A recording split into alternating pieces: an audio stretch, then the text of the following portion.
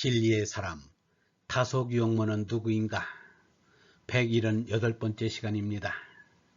오늘은 나의 생전에 그가 돌아오려는지, 나의 생전에 그가 돌아오려는지 라는 제목으로 말씀드리겠습니다.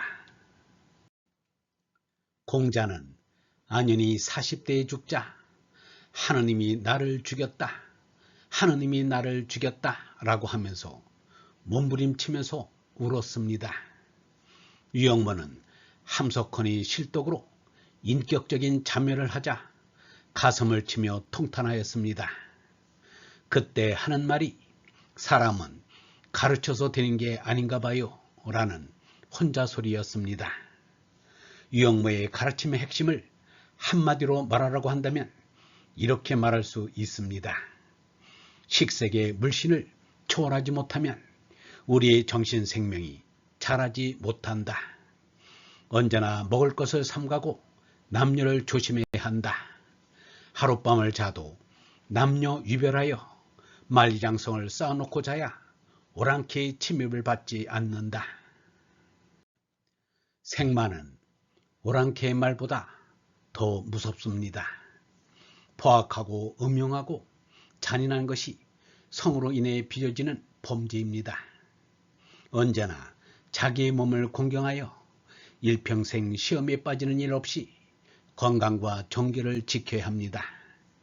음식과 남녀에 지면 곧 병신이 되고 등신이 되어 죽게 됨이 마치 서리가 내리면 얼음이 어는 것과 같습니다. 음식과 남녀에 이긴 사람만이 건강한 정신과 육체를 가지고 새벽에서 저녁까지 살아갈 수 있습니다. 식욕과 색욕에 끌려다니면 인생은 무의미하고 신세를 망치게 됩니다. 식색을 삼가면 자신이 행복해지고 나라가 행복해집니다. 함석헌은 성서적 입장에서 본 한국 역사, 수평선 넘어 새 시대의 전망 등 주옥같은 저서로 젊은 지성인들을 감동시키고 황홀케 하였습니다. 일자와 싸우고 독자와 싸워 옥고를 치른 영광의 순환이 그의 후광이 되었습니다. 그리하여 많은 사람들이 그를 스승으로 받들었습니다. 그런데 그렇게 믿음을 주던 그가 여자 문제로 실망을 주게 될 줄 누가 알았겠는가? 그를 따르던 이들은 그를 버리기에는 공이 너무 많고 그를 따르기에는 과가 많아 이러지도 저러지도 못했습니다. 때로는 찬사를 보내고 때로는 혹평을 하지 않을 수 없었습니다. 유형문은 그의 일기에 이렇게 써놓았습니다. 우리 언니는 큰 금음이 될수록 위로 튀울 줄은 모르고 밑으로 빠져들어 들이미로 배우니 나는 모르겠어요. 연결인지도. 그가 헤맬 사람으로 보지 않았는데 벗이여 갔는가? 오랜 벗이여 아주 갔는가? 다시 돌아올 길은 없는가? 나는 허전하구나. 한 사람 받구나 터니 본 처음이 잘못이던가?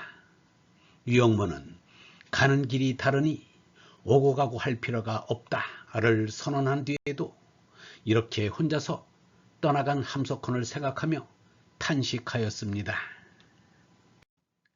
1972년 9월 18일 이연필이 창설한 금욕수도 집단인 동광원 벽제분원에 제자 박용호가 스승 유형문을 모시고 원생들의 수련 모임에 참석한 일이 있습니다. 유형모가 강사로 초빙되었습니다. 스승 유형문은 밤 10시부터 코를 골면서 잠이 들었습니다. 그리고는 새벽 3시에 일어났습니다. 제자 박용호도 따라 일어났습니다. 함께 맨손체조를 하고는 손바닥으로 몸의 살갗을 문질렀습니다.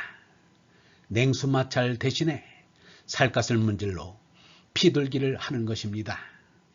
다 마치고 방을 거닐던 스승이 털썩 주저앉았습니다. 제자 박용호는 스승이 뇌빈혈을 일으켜 쓰러지는 줄로 알았습니다.